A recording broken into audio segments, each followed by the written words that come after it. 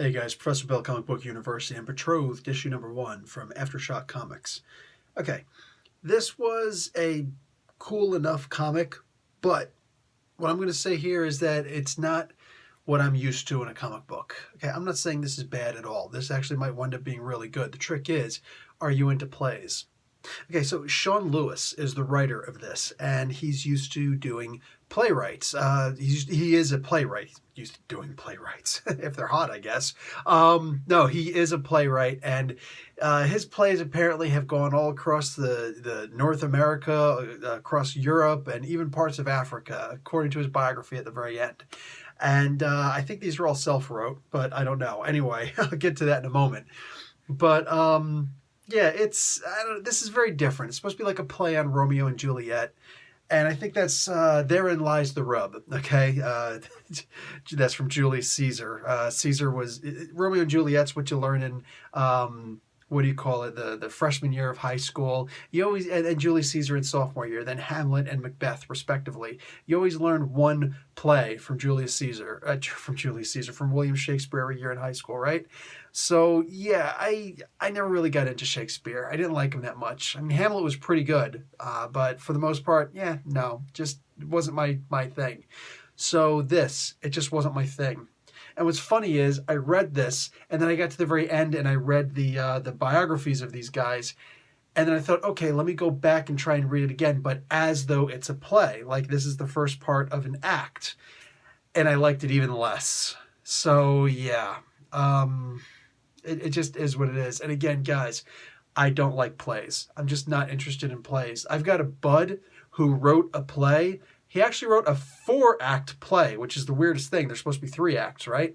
And I liked the story when he was telling me about it, but I couldn't read through it. For the life of me, I just couldn't. So yeah, I didn't like Death of the Salesman, Death of a Salesman, all that stuff. I just can't. Not a fan of plays. Not a fan of plays. And I've tried. I've gone to Washington Square and Greenwich Village to watch plays, and just nope. Couldn't stand him. So I just don't like this comic book, and that's all there is to it. The artist, however, Steve, the letter U and the letter Y. I don't even want to try to butcher your name, dude. I like to consider myself a nice guy, and yeah, no. So I love this artist, okay? Look, the art is very cartoony. And if that sounds like an insult, allow me to rectify that. It looks very manga-y, okay? Can you Latinize the word manga? It's very manga-ish in the sense, of what it looks like, the roundness to the faces and the brightness of the colors, okay? All of that. So, and I think that Steve is responsible for all of the art here. But there was a scene in here, a couple of panels, where they show the two protagonists, you'd figure, staring out of the window. Okay, they're looking out 2 different windows from 2 different parts of town, both facing the same direction, but obviously from different angles.